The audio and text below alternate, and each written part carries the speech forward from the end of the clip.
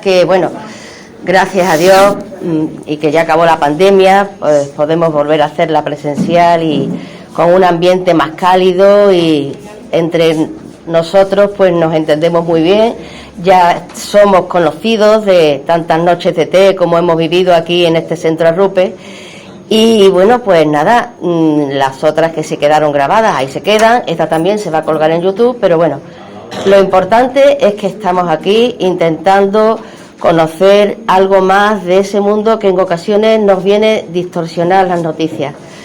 Esto quiere ser un momento en el que un amigo nos hable de una vivencia fuerte, una vivencia que nos puede transmitir, porque no se transmite aquello más que se vive, aquello que se ha sentido en el corazón. Y aquí es como cuando antes se sentaban las personas mayores en las tribus y no en las tribus, en los sitios donde no hay prisa ni no hay gente que no tiene ganas de correr, como aquí tenemos tantas ganas de correr siempre, donde hay tiempo para sentarnos y escuchar. Pues aquí vamos a escuchar a alguien que nos va a traer de primera mano una experiencia vivida muy bonita. Valle la conozco yo desde que era una cría, estaba en el cole con mis hijos, y tuvo la locura, pues eso, de encontrarse con Jesús y decir, oye, yo quiero vivir plenamente, una mujer vitalista, una mujer alegre, y bueno, que ella misma nos cuente un poquito de cómo empezó esa locura y qué es lo que hace ahora, ¿vale? Pues gracias por la oportunidad, me da un montón de vergüenza estar aquí y estar hablando a tanta gente que conozco, pero bueno, espero que... Yo soy de escribir, no soy de hablar, entonces acoger y perdonar todas las barbaridades que me vayan saliendo inconexas, ¿vale?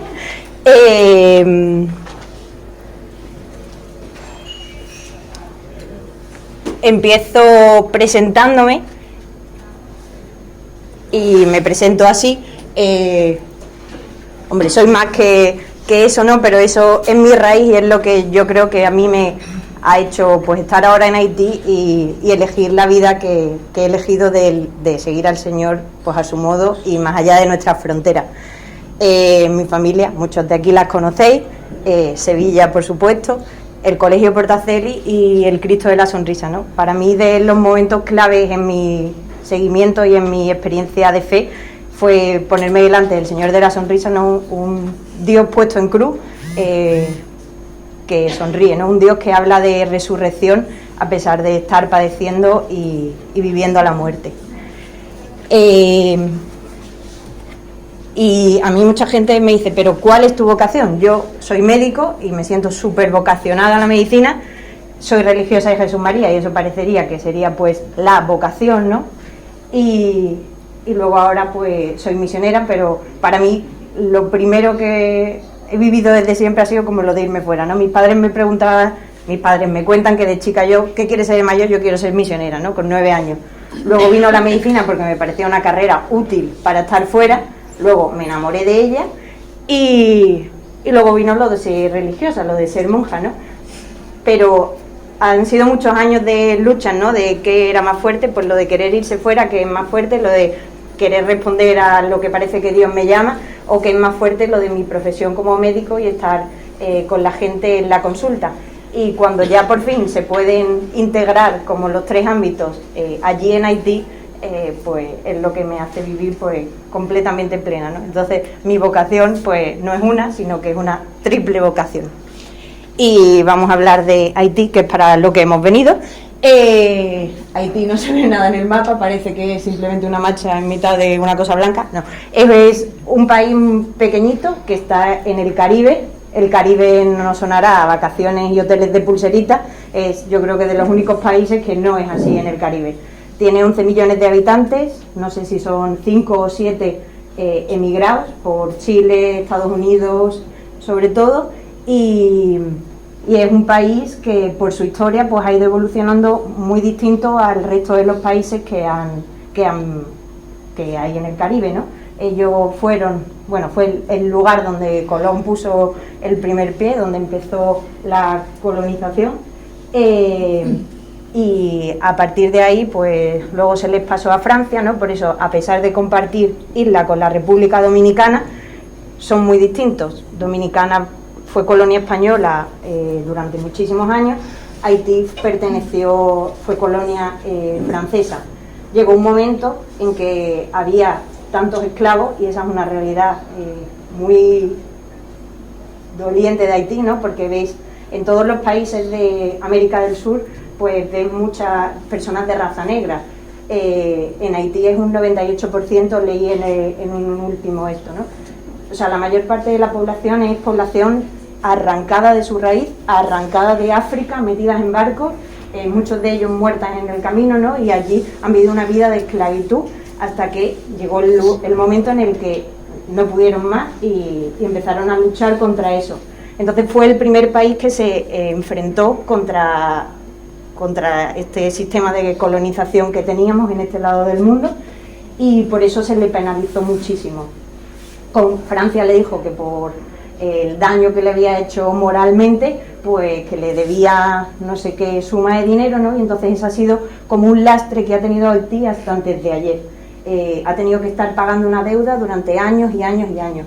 Eso, aparte de las múltiples intervenciones que ha tenido por parte de Estados Unidos y los otros países de la Unión Europea, pues ha sido un país que no ha podido levantar cabeza, ¿no? No solamente Haití está tan dolida por los problemas meteorológicos, ¿no? Por los huracanes, por los terremotos, ¿sabes? No suena Haití es pobre por el terremoto que tuvo en 2010, no. Haití es pobre por toda su historia, porque no se les ha dejado levantar la cabeza. Entonces, eso es Haití, y lo que nos puede sonar de Haití pues son las noticias, y últimamente están fatal.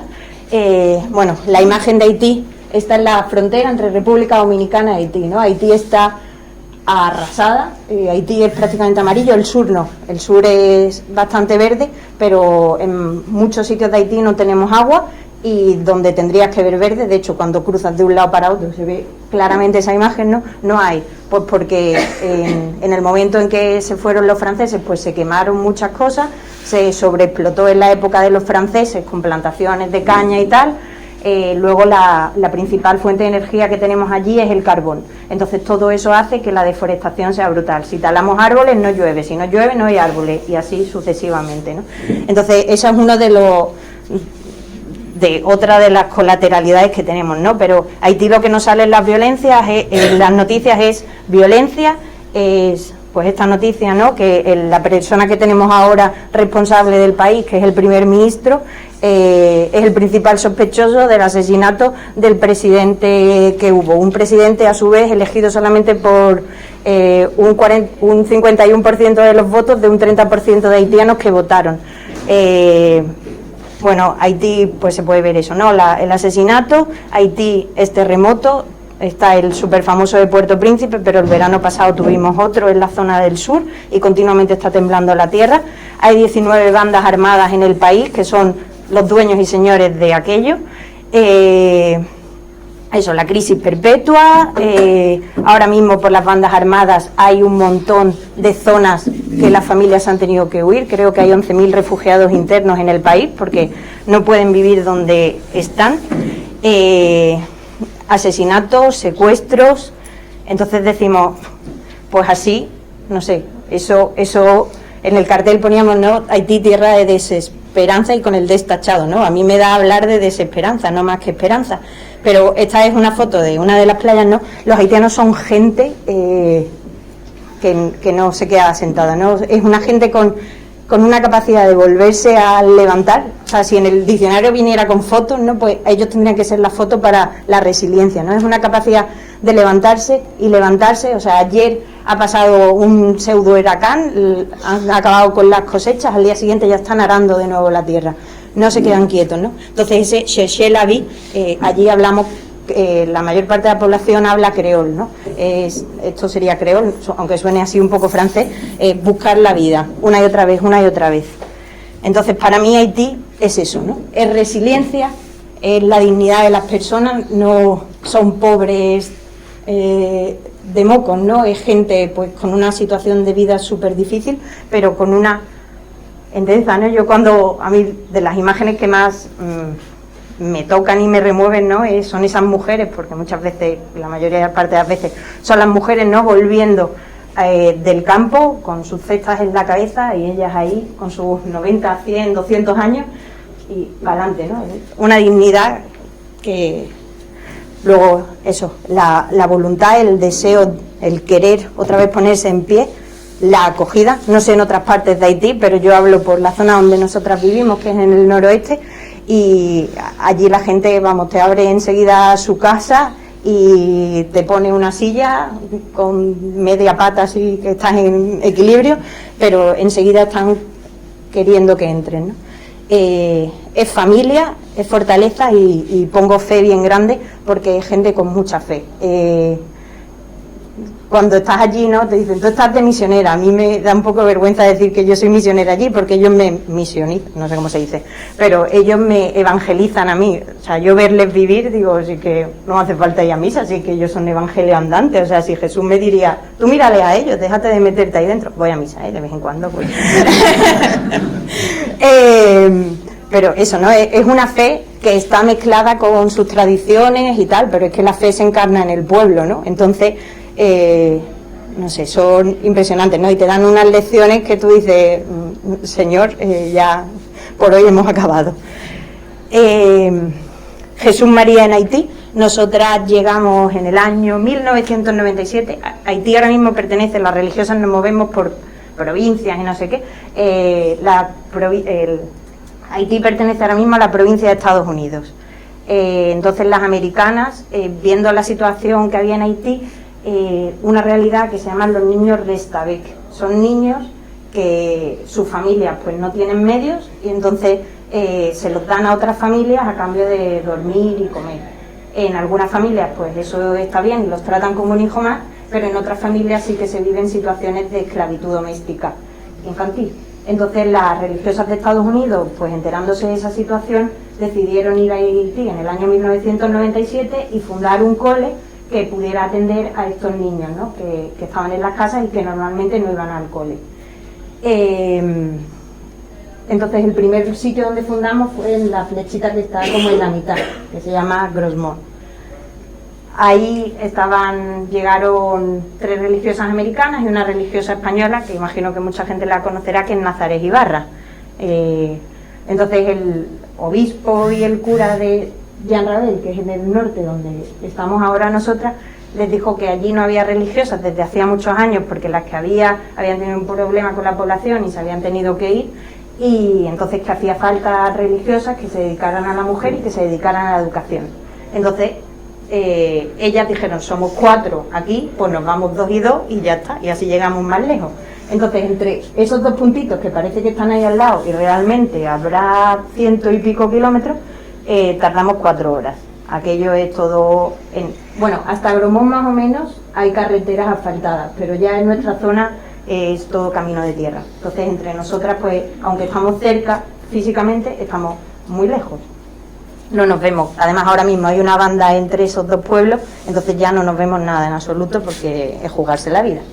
Entonces fundaron en Jean Rabel y desde allí estamos desde el año 2002. Llegaron Nazaret y Vivian, que era esta americana, luego Vivian se fue, vino Rose, que es una irlandesa, que es santa, es de las mejores mujeres que podéis conocer en el mundo.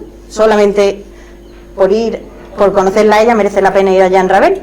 Y luego con los años fundamos en Puerto Príncipe, que luego estuvo Isa sola muchos años, una religiosa nuestra que asesinaron, y vivió todo el terremoto, fundó un taller de prótesis. Ahora mismo en Puerto Príncipe tenemos el taller y un programa de atención por las tardes a niños, pero no tenemos escuelas ni otras porque Puerto Príncipe ahora mismo es imposible, no se puede casi vivir. Y entonces pues os voy a presentar Jean Rabel.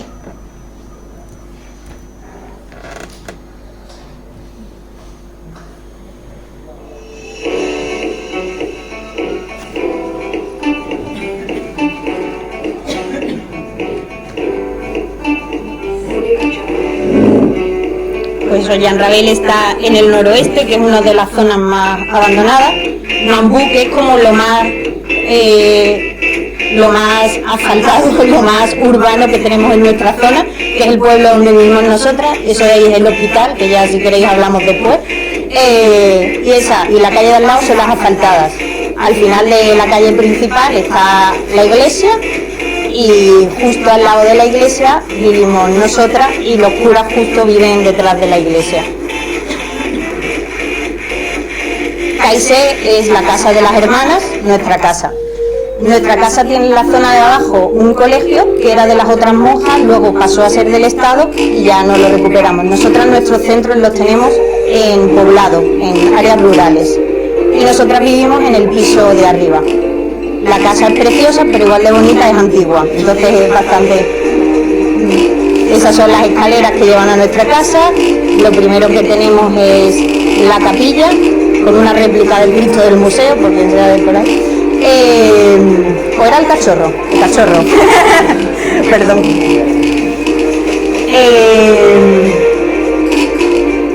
Esta es la sala donde pasamos la vida, está la cocinita y el comedor y la mesa de trabajo, que es donde está el wifi, y además el wifi, estás encima del wifi no funciona, entonces pasamos ahí muchas horas trabajando y comunicándonos con la familia de vez en cuando.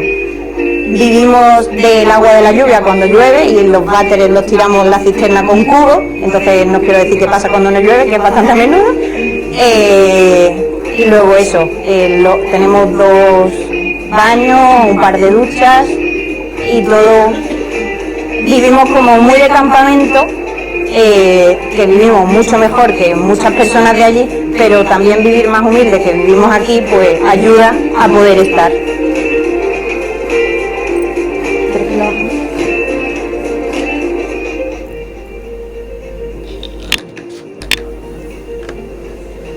Nuestra comunidad, Rose, de la que ya os he hablado, la irlandesa que está en medio, Culín es madrileña, que vino el año pasado, y yo llevo ya 2 años allí. Este va a ser mi tercero. Los proyectos que tenemos son la clínica móvil, con Wadley y Cherlin, y que salimos cada día a un poblado distinto. Atendemos a 14 poblados que no tienen acceso a salud, y vamos con nuestro cochecito, el ecógrafo, las medicinas, y ahí cada día pues nos apañamos. Visitamos las casas de las personas que no tienen acceso, que no pueden moverse, vamos, y luego pues cuando llegamos y te encuentras con estos pacientes, pues esta mujer lo que dice es que está muy contenta de que vayamos allí a pasar consulta. Esto lo grabaron en Ponsonby, que ese pueblo me adora, entonces no van a decir nada malo porque me quieren. Y esta es la mujer de un paciente que también tengo mucho cariño.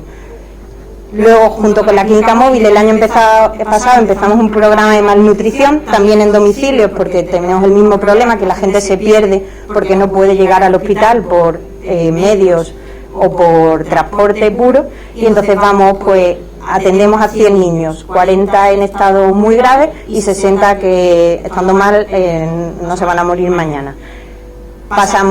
Cribamos por todos los coles, por las casas, por donde nos van diciendo que hay un niño menor de 5 años, pues por ahí vamos. Y luego el laboratorio, que espero que se abra pronto, eso es un microscopio que es la leche, pues para mejorar un poco el diagnóstico. Las escuelas que tenemos con Fe y Alegría, con Entre Culturas, que coordinamos nosotras, son 6 escuelas en distintos poblados. Y luego nosotras tenemos unas 7 más para los niños estos Restavec debajo de casa por las tardes. Esta escuela está súper bien, la construyó la empresa de telefonía móvil de allí, entonces es como la joya de la corona. Cotón es lo mejor que hay. Y luego pues estos son los niños, que son preciosos. El taller, que habéis visto cosas a la entrada, pues está hecho por estas mujeres. Tenemos un proyecto que es lo que empezó NASA junto con el proyecto de pintores, donde hay 25 mujeres que lo que se hace es promocionarlas, ¿no? Se les enseña a coser y cuando acaban su formación se les da una máquina. Entonces están las que saben mucho, las que saben algo y las que no saben nada, y entonces pues van saliendo y van entrando y se van formando entre ellas. Luego Tata, que es la que nos da la vida. Y el taller de jóvenes pintores, que está en la otra ciudad, en Gromont, sí, NASA, es que NASA es la que movió todo esto. Pues eso, también es el deseo pues como de promocionar a los chavales para que tengan algo de dinerito para que se puedan ir pagando sus estudios y saliendo adelante. El proyecto de casas, que hay 1000 y pico casas construidas por las religiosas en toda esa zona, pues porque las casas de allí es esto que vemos, o chapas o 4 palos uno junto a otro. Entonces una casa es salud y es educación. Dentro de la casa un niño puede estudiar, si vive en una chabola que no tiene medio, pues le dificulta mucho, ¿no? Y luego es salud por todo el tema de higiene. Entonces, pues con una serie de criterios vamos viendo qué familias lo necesitan más y bueno, se les pide que eduquen a los niños. Luego el proyecto de cabritos, el proyecto de microcréditos y el proyecto de semillas es todo de promoción. O sea, se les da un cabrito o semillas o un dinerito para que la gente empiece algo que eso luego revierta en la comunidad, para que no se quede solamente para esa familia. Y esto es el proyecto de básquet que ha empezado este año Curín, que empezó una tarde yendo ella a jugar al baloncesto y al final ha acabado con 4 equipos. Hay uno de chicos, uno de chicas, uno de chicos y chicas y otro de adolescentes. Y entonces, pues, es que allí no hay nada de ocio, o sea, no hay casi educación, pues que va a haber ocio, ¿sabes?, por la tarde. Pues entonces, pues para que los niños no estén por ahí tirados por la calle, pues se ha inventado esto y la verdad es que hemos hecho partidos, está saliendo muy bien. Mandamos las equipaciones desde aquí, el Betis nos regaló calzonas, bueno, va muy bien, muy bien. Ellos ya se creen que van a la NBA el año que viene, pero... Y la sala informática es un proyecto que está financiado por Irlanda y lo que se fomenta es eso, la alfabetización informática, que, o sea, aquí es el pan nuestro de cada día, allí es pues otro pasaporte más pues para poder promocionarse. Y el medio ambiente, que lo ponemos aquí y nos queda un poco cojo, es porque intentamos pues llevar a cabo proyectos. En Grosmont sí que tiene un proyecto de reforestación, nosotros no llegamos a tanto. La vida en la parroquia, que está al lado de casa. Acción Gasmi es una organización que lleva una italiana, otra loca de la vida, otra Rose, otra santa, con niños con discapacidad física y psíquica. Trabajamos muy junto con la clínica móvil, porque nosotros les derivamos y ellos nos derivan a nosotros continuamente y hacen una labor preciosa de quitar prejuicios, de ayudar a las familias, de que la población se sensibilice. Y luego los proyectos de agua, que probablemente este año muchos habréis participado, está en la zona de Acadien, donde hemos hecho un proyecto de agua que va a abastecer a 4.000 personas, que ya está bastante adelantado. Y bueno, pues de pasar a la gente de tener el agua a 3 horas andando cada día, pues a tener el agua a 10 minutos de su casa, ¿no? Entonces eso es pues un milagro y tuvo mucho trabajo, pero la verdad es que se agradece. Y luego pues toda la gente que ha pasado y que seguirá pasando por allí, pues voluntarios que van dejando sus semillitas, y también esperamos que cuando se vuelvan, pues que lo que han vivido allí, pues que les ayude a cambiar también desde aquí pues la estructura injusta, no Haití, sino cualquier otro lugar y lo que tenemos por aquí. Los oftalmólogos vienen desde hace muchos años, 1 o 2 veces al año, y la verdad es que ayudan mucho. Este es el equipo de oftalmólogos que vino este año. Y esa es la casa de los voluntarios, para que vayáis echando ojos los que os atreváis a venir. Bueno, pues esto es Jan Ravel.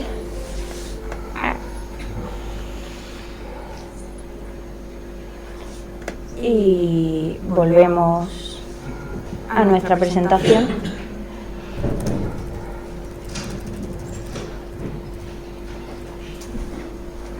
Entonces, nada, como ahora va a haber turno de preguntas y podéis preguntar más específicas, yo pues siempre, y desde que estoy allí mucho más, no paro de dar gracias a Dios por haberme enviado allí, por mantenerme allí. Aquello es difícil y hay días que cuesta mucho, no por lo que vivimos nosotras, comer o no comer, o bueno, ya veis que yo de comer no tengo problema, pero tener un problema en el baño o no tenerlo, pues no es pues decidir, pues a veces que una persona tenga posibilidad de tener la ambulancia para ir a otro pueblo, o ver personas que no tienen posibilidad de tratamiento allí, o ver niños que están en unas situaciones muy críticas y que las familias no se implican. Entonces pues hay muchos días muy duros, pero junto con eso pues hay mucho más de Dios y hay mucho más de regalo y de pequeños gestos que tú dices son evangelio puro, ¿no? Entonces siempre dar gracias a Dios, siempre darle gracias a ellos, que son el sentido. Yo hablo mucho de mis pacientes, pero es que es de lo mejorcito que existe en el mundo entero. gracias a mi raíz, que es mi familia que me apoya para poder estar ahí, ¿no? Y no me dice, tú te quedas aquí, niña. Y luego a la gente que os movéis con esto y que, bueno, dedicáis hoy vuestro tiempo, os dais una ayudita, os rezáis por la realidad aquella y que no queréis que el mundo siga así. Y si os encantamos, pues nos podéis seguir en redes, que están ahí, Insta y Facebook. Y ya está, ahora ya podemos hablar lo que queramos. Bueno, a mí hay una cosa que me ha llamado la atención, es que parece ser que allí estáis 3 religiosas solamente. En mi comunidad. Eso es. ¿Y cómo llegáis a tanto? Porque la gente, tenemos un equipo maravilloso. Nosotras, vamos, yo creo que nos podríamos sentar, tenemos un sillón que nos dio un cooperante alemán, que es el sillón rojo, hace 1000 millones de años, y es el sillón, cuando estás mala te sientas ahí.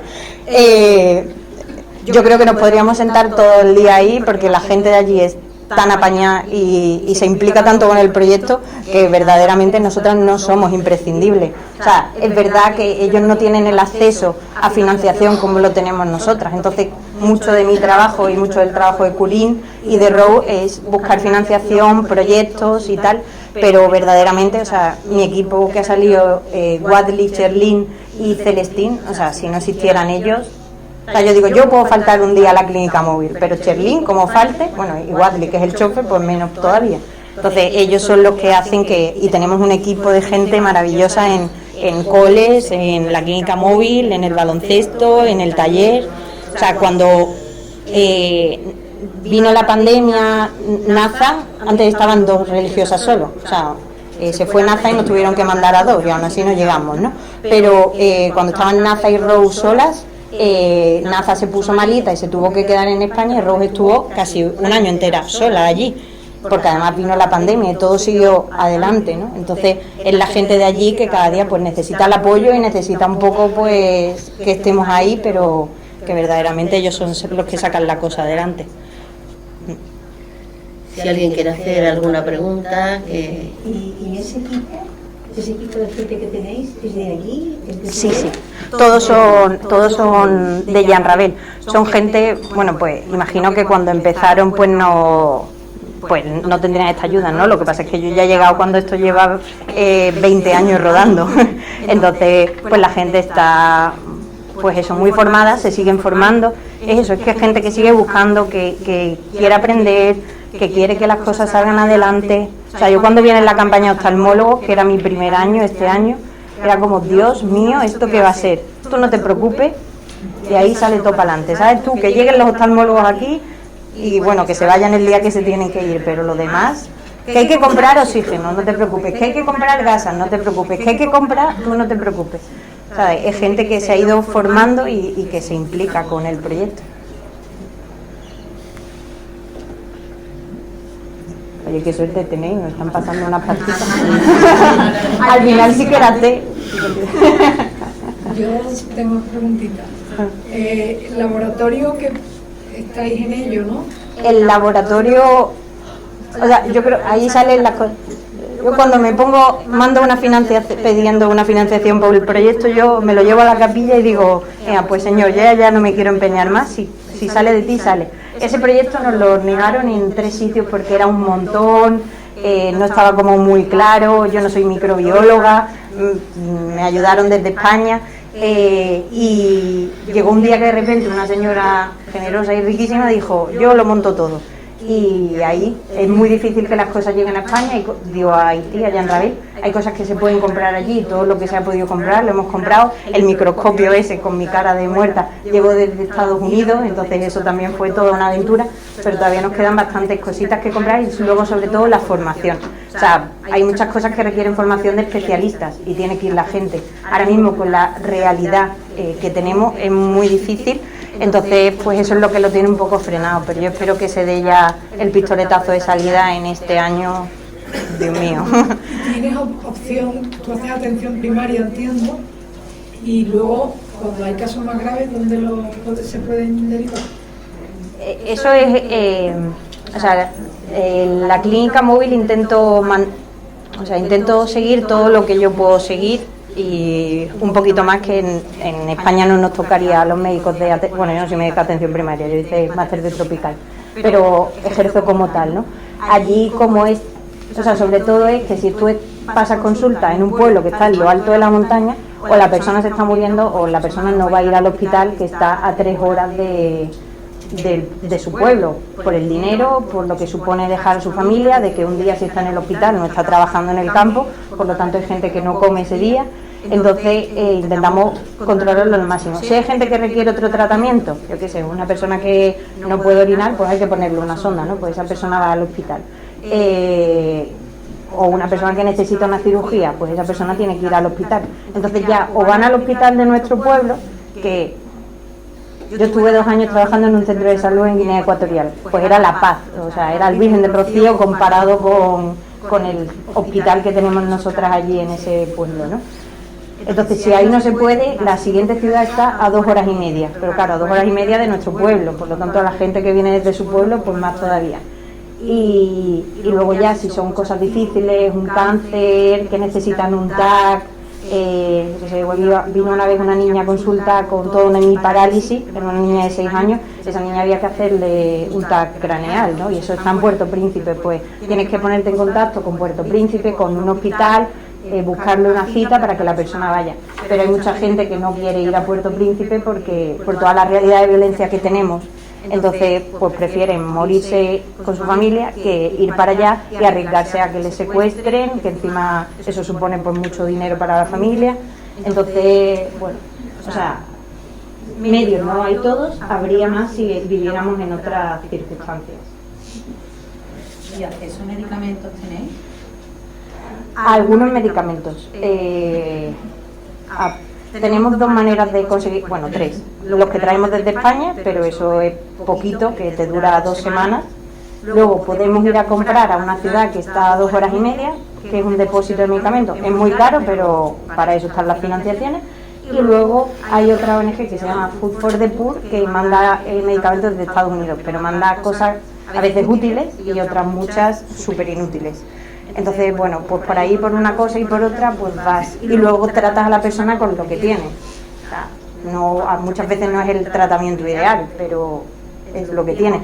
Pero luego la gente es... O sea, yo muchas veces doy... O sea, no puedo hacer nada por la persona, yo venga un poquito de placebo, ¿sabes? ¡Qué bien me ha sentado, doctora! Y tú, gracias a Dios.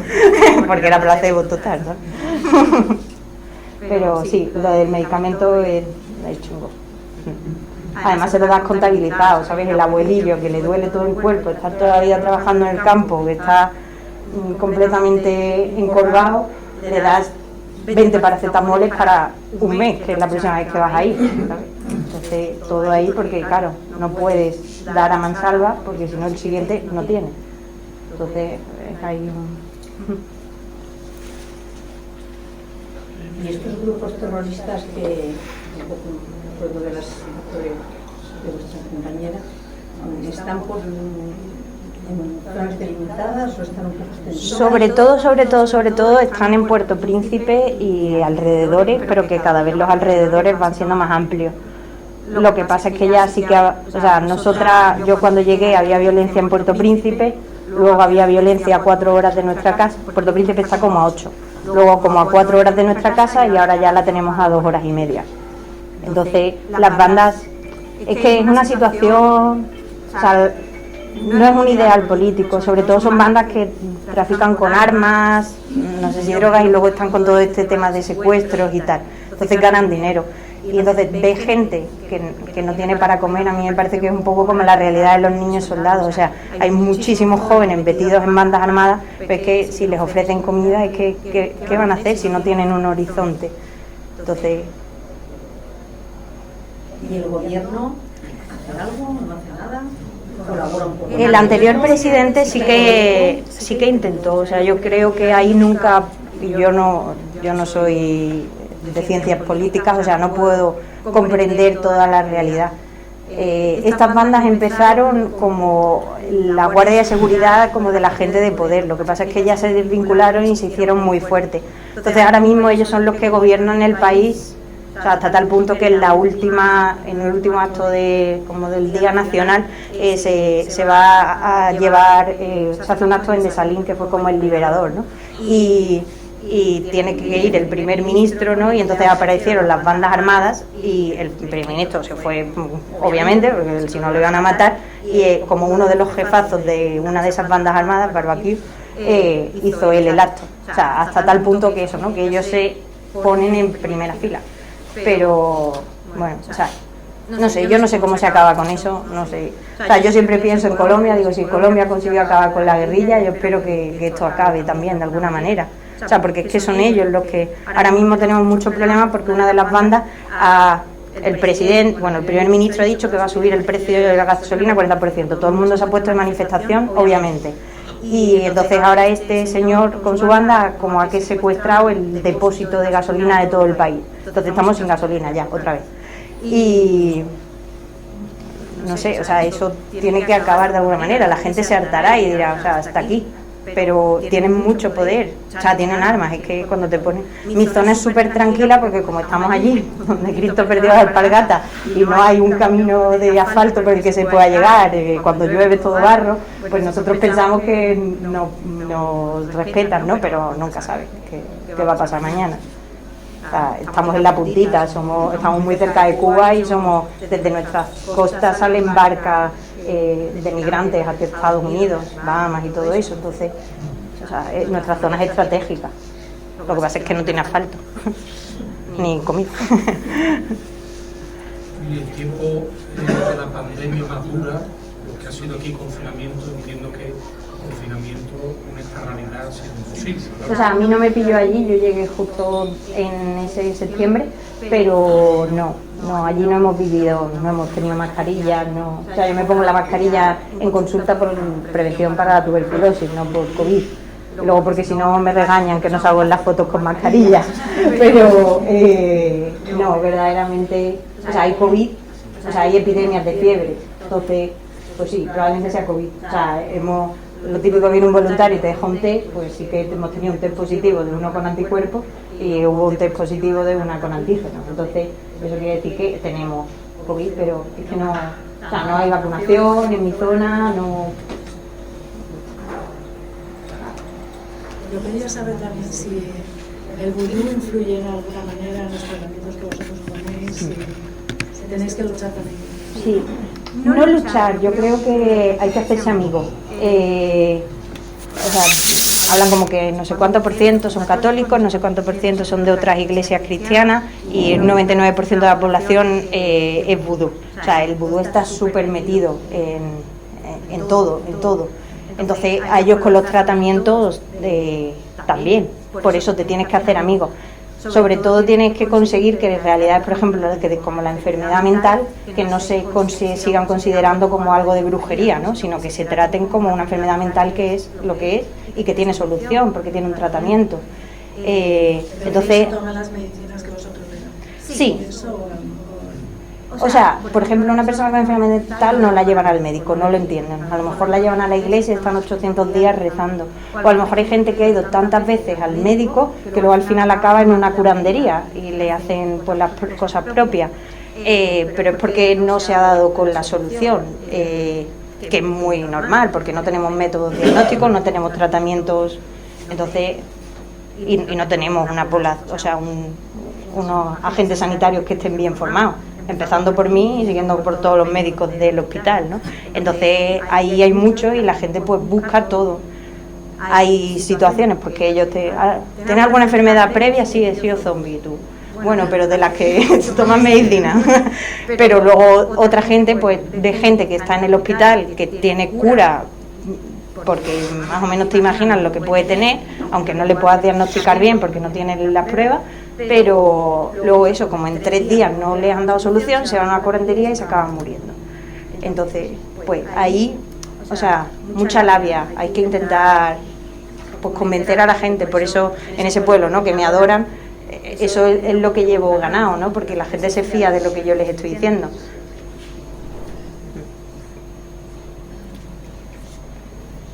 Me ha llamado la atención que has puesto como uno de los valores de la gente allí la fe con mayúscula. Y digo yo, ¿cómo se puede tener fe en medio de tanta pobreza, tanta miseria y tanta violencia? Pues yo creo que es justo por eso. Sí, ahí, o sea, no a la desesperada, sino que realmente confían en Dios. O sea, nosotras, que sabes que vas a comer cada día, bueno, sabes que hay inseguridad, ¿no? Y que puede pasar algo natural que se te escapa de las manos, ¿no? Pero no vivimos con las mismas seguridades que aquí tenemos. Yo tengo un billete para mañana y sé que mañana voy a viajar. Allí no. Allí sé que tengo un billete y ya si eso a lo mejor viajamos. Entonces, o sea, hay muchas cosas, muchos elementos que te hacen vivir en incertidumbre y verdaderamente, o sea, para mí de las experiencias más bonitas y más fuertes es que me siento viviendo en manos de Dios muchas veces y me peleo también con eso, ¿no? Joder, quiero tener yo un poco más de iniciativa en esto, no lo tengas tú todo, pero la gente es que se confía en Dios, ¿no? A veces que da coraje porque es como, sigo un día Belén, o sea, si Dios quiere, no, o sea, venga, dale tu caña, que también cuenta contigo, tómate las pastillas porque si no, sigo un día Belén, no van a venir las pastillas a tu boca, ¿sabes? Pero, o sea, no sé, es que, no sé, creéis mucho en Dios, tanto en católicos como en otras iglesias, ¿no? Pero el Dios siempre está en la boca y no el si Dios quiere nuestro, que es una coletilla, ¿no? Sino de verdad un sentimiento de que Dios participa y se encarna y forma parte de sus vidas en el día a día a tope. Yo tengo una pregunta que hacerte que a lo mejor, no sé, me viene a cuento. Con tanto problema, con tantas necesidades, con tanta soledad, está muy poco, no tenéis bajones, de decir, ¿qué pasa? Desolación. Bajón y desolación es distinto. O sea, desolación es cuando... O sea, he tenido desolación. En ignaciano la desolación es cuando tienes ausencia de Dios y te vas despegando y tal. Es cuando he dejado de rezar. O sea, cuando estaba en la capilla contestando correos, porque es la hora buena de España y entonces que no sé quién, que la fundación tal me ha contestado y tengo que responderles ya, porque si no, cuando yo vuelvo a las 3 de la tarde, ya en España son las 8 y ya tarde, ¿no? Entonces, cuando he dejado de rezar he tenido desolación, pura y dura de manual. Pero lo otro son bajones, pero al revés. Eso me hace que viva más consolada porque vivo más en Dios y aumento en fe, esperanza y caridad. O sea, va... Entonces, sí, o sea, hay días muy duros y de irte a la capilla y llorar. O sea, yo llego de casa, a lo mejor como me acuesto, me pongo a trabajar en el ordenador para mandar cosas o para estudiar y a última hora de la tarde, que bueno, hago deporte para intentar como cortarme la cabeza y ya nos sentamos en la capilla, ¿no? Y de repente hago ¡bum! Y digo, joder, es que lo tengo aquí, no soy yo capaz de ponerle nombre, pero es que eso está ahí, es que... O sea, son sus vidas y son ellos los que sufren, pero es que es imposible no conmoverse. O sea, la soledad no... Es que soy muy independiente. No, pero... Yo soy muy mala gente. Pero no, o sea, sí que tiro mucho de... O sea, mi familia ahí está apoyándome de cada semana, compañeras. O sea, sí que tiro de teléfono porque el primer año... O sea...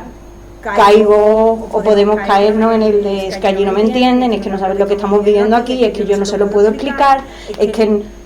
Y entonces dices, pues ya no hablo, y cuando te quieres dar cuenta dices, bueno, si es que hace 2 meses que no hablamos, ya qué le voy a contar, ¿sabes? Pero eso, ¿no? Entonces hay como que cuidar de decir, o sea, a veces hay que hablar de chorradas, ¿sabes? Y bendito sea Dios que no todos son tragedias en el mundo. Pues me ha picado una abeja, ya está.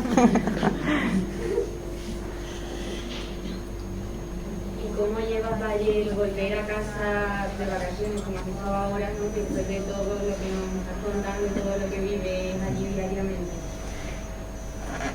O sea, vives como en una... O sea, el primer día que llegué a Madrid... A ver, yo soy de aquí y a lo bueno es muy fácil acostumbrarse. O sea, eso es así. Y yo he vivido a lo mejor cuando lleve 70 no, que son muchos, pero cuando lleve 40 años allí, pues digo, pues esto es más mío que lo otro, ¿sabes? Y, o sea, el primer día que puse el pie en Madrid yo digo, soy aquí un extraterrestre, la gente se estará dando cuenta, ¿sabes? Porque me siento hasta rara con la ropa un poco más mona, que yo hoy me siento monísima, pero allí es que vamos bastante cutre.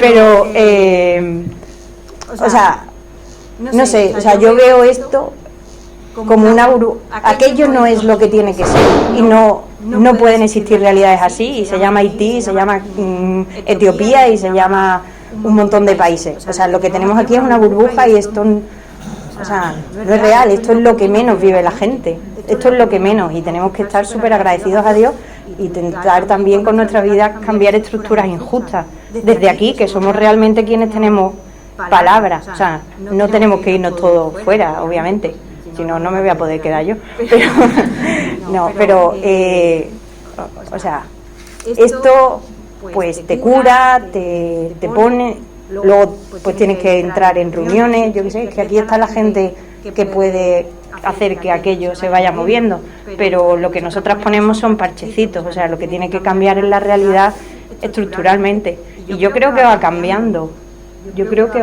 o sea, cada vez hay muchos más movimientos sociales en todos los aspectos, ¿no? De ecología, de justicia, de derechos de mujeres. Entonces yo creo que el mundo sí va cambiando. ¿Es que Haití tiene solución?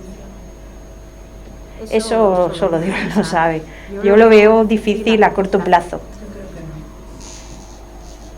Yo confío, no sé, la gente es su tierra, o sea, no sé, el otro día vimos unas fotos de unas exposiciones de España hace no sé cuántos años y digo, oh, soy como Haití.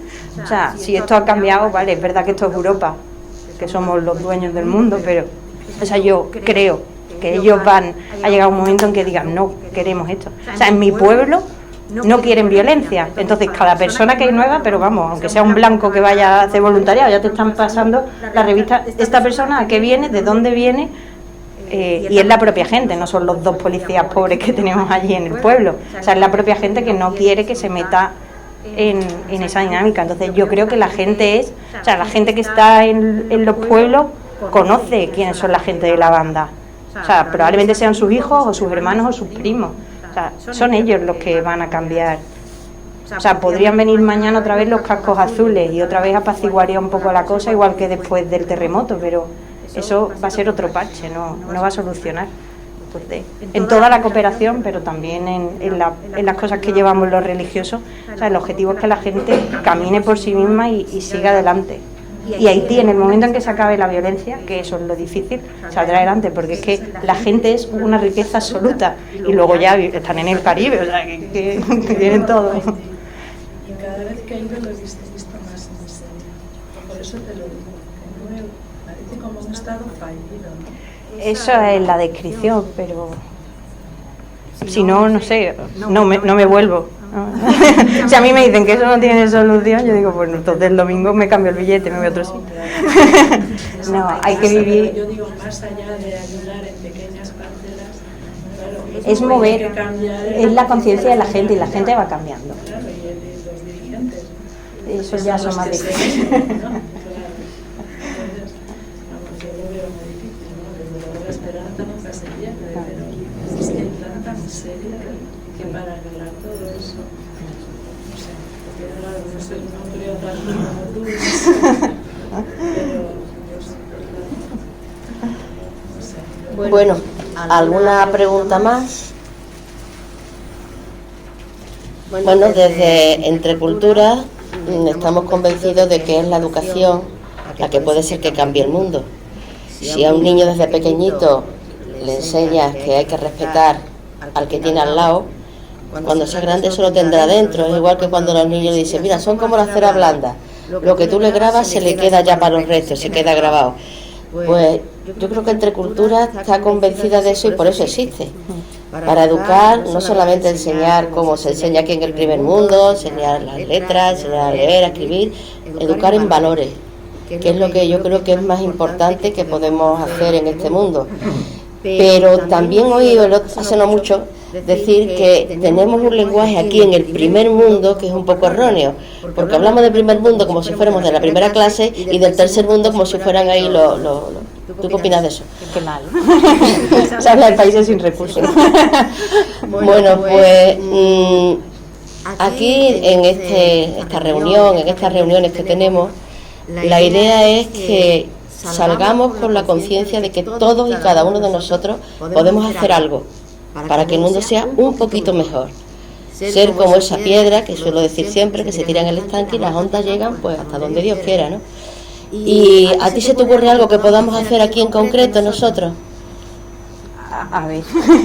¿Qué podemos transmitir a los que nos pregunten? O sea, hablar de estas realidades. O sea, que estéis aquí ya significa que no os convence el mundo tal y como está, aparte de verme a mí que soy monísima. No, o sea, hablar de estas realidades y sensibilizarnos. O sea, no se trata ahora de vivir, me rajo las vestiduras, ¿no? Pero en lo poquito que tenemos a nuestro alrededor, en nuestro entorno, ir siendo gestores de cambio y luego rezar, los que seáis creyentes, pues porque todo esto y se toquen los corazones de los malos y vayan cambiando. Sí, pero por ejemplo, más allá del dinero que damos, ¿qué otra cosa? Hablar, comentar, que no nos parezca normal, querer escuchar. Yo me encuentro mucha gente que no quiere escuchar, o sea, que gracias por querer escuchar. Y eso. Vamos, si alguien tiene la vocación, se viene, ¿sabes? Pero si no veis que no es posible, pues desde aquí podemos hacer mucho. Bueno, pues creemos que otro mundo mejor es posible, pero está en nuestras manos y que todos podemos hacer algo. Aunque sea cerrar el grifo cuando está demasiado tiempo abierto y no es necesario que ahorrar agua. Hay que pensar un poco que la tierra es casa de todos, no solamente nuestra. Aquí tenemos más medios, por supuesto que sí, pero parte de estos medios no nos pertenecen. La casa común es común, no somos los dueños por estar en este primer mundo, me han llamado primer mundo. Así que bueno, ser gestores, ser transmisores de la buena noticia y que en un futuro muy lejano pues quizás podamos hablar de que Haití está mejorando y que esa desesperanza sea no solamente tachada sino borrada del todo. Un mundo lleno de esperanza, que ese mundo lleno de esperanza es el que también tenemos que promover aquí, porque aquí no tenemos derecho a decir que tenemos pocas cosas, no tenemos derecho a quejarnos. Tenemos tantas cosas que nos sobran y no nos damos cuenta. Pensar un poquito más allá de nuestras propias fronteras, de nuestras propias paredes, de nuestra casa, pensar un poquito más allá, más a lo grande. Y bueno, los que seamos creyentes, pues confiar un poquito más en Dios y dejárselo a Él, que ejerza. Así que bueno, muchísimas gracias. Os esperamos en la próxima noche de Té Solidaridad, confiando en que seamos gestores de buenas noticias. ¿De acuerdo? Muchísimas gracias por venir.